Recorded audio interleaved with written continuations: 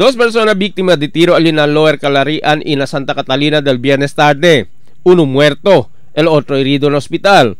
Ya murió en el hospital el un tal Wilfred Poliencia, 39 años, residente de San Paluk Drive, Lower Calarian, Barangay de Campo Islam, después que le tira el sospechado alias Dats usando el calibre 45 fusil. Víctima de sostiene mga herida de bala na diferentes partes de su cuerpo y murió en el hospital. Policía puede recubrir con el mga vacío de bala de calibre 45 en el lugar del incidente. Sospechado escapa después le tira con el víctima. Mientras tanto, aquí na Marta Drive, Barangay de Santa Catalina, herido na Zamboanga City Medical Center el un tal RC Muin y Asuncion, 22 años, residente de Arena Blanco, después con él tira el un tal Ayub Pustahan, nativo de Panamahulo, Sulu. Víctima na tiene herida de bala na su estómago y luego siya ara na peligro. Pulista continúa pa di la investigación acerca con este incidente.